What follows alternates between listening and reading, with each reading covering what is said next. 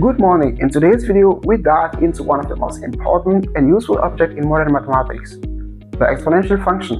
And by the end of this video, you will understand why this function is much more powerful than it might first appear and why it can be found in so many natural processes.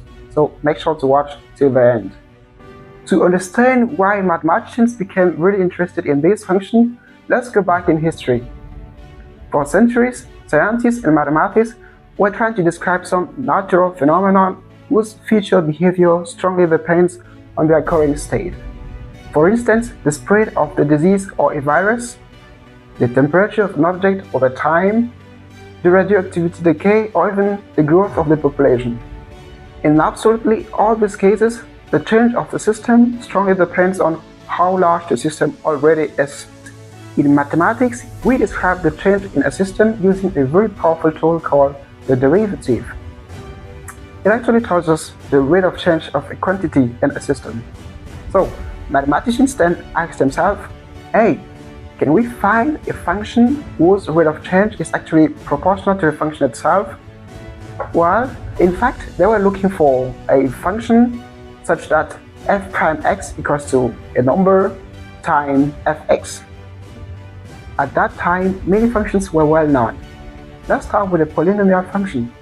As we have proved in this video, the polynomial function's exponent always drops by 1 when building the derivative.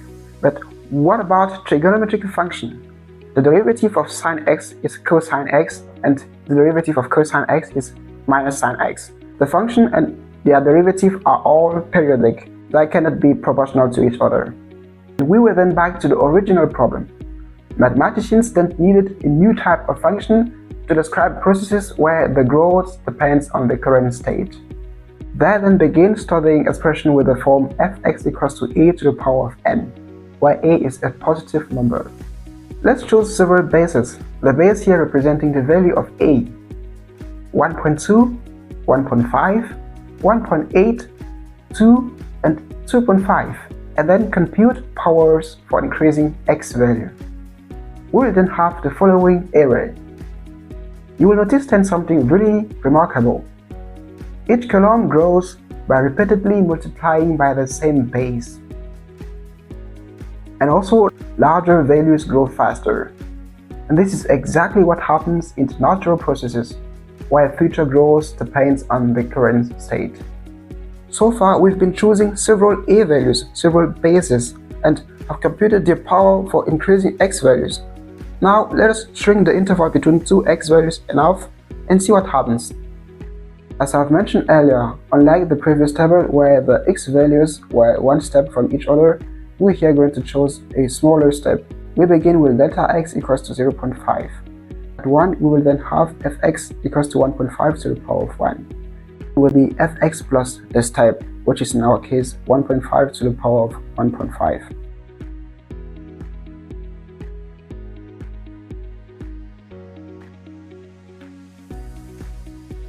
When delta x goes close to 0, the quantity fx plus delta x over fx goes really close to 1. You can just plug 0 here instead of delta x and see what happens. So we're just going to withdraw 1 to see what remains.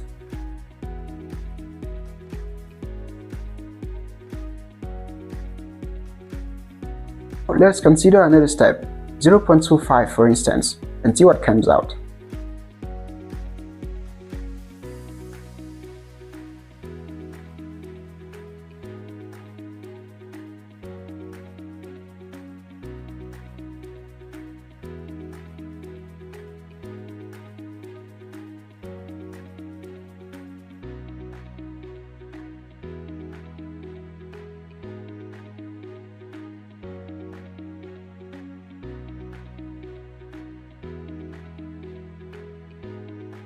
This expression, which I will call the fundamental rule of the exponential function, which is fx plus a chosen step over fx tends to 1 plus a constant times a chosen step.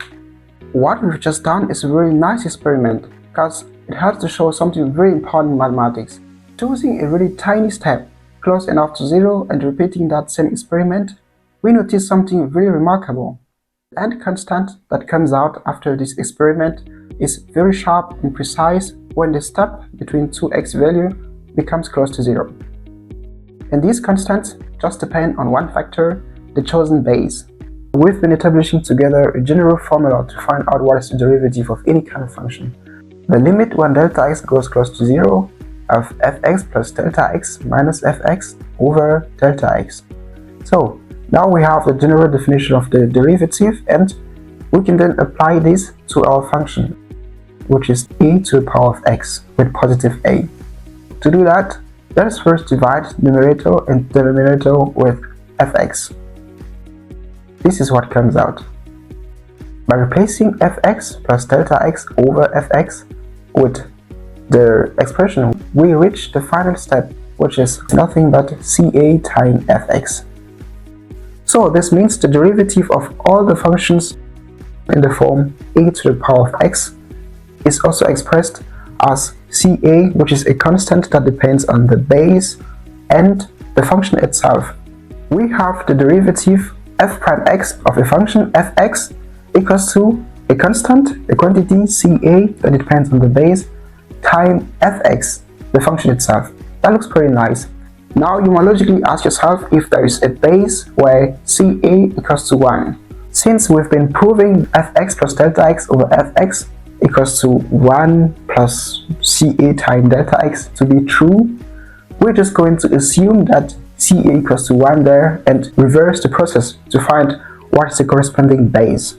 In fact, and you might have noticed this, the quantity fx plus delta x over fx represents the growth factor of the function in an interval delta x.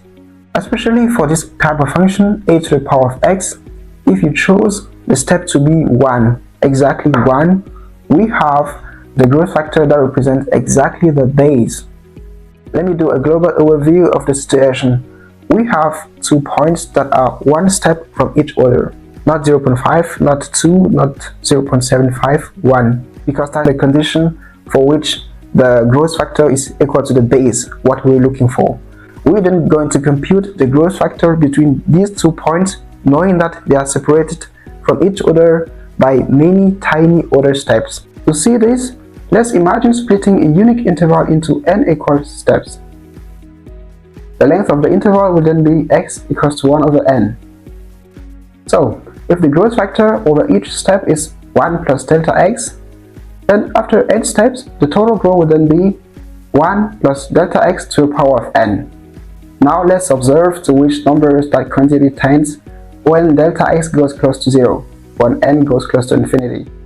I've done a pretty nice animation to help you visualizing that. You can see that number is approximately 2.72. This is the natural exponential base. It's a unique number where growth is perfectly proportional to the current value at every scale. This is the base for which the function is exactly proportional to its derivative. Guys, that is what I wanted to share with you in this video. Hope you like the content. If it's so, please make sure to like and hit the subscribe button so you support me. And also don't forget to let me know in the comment section what are your questions. See you in the next video.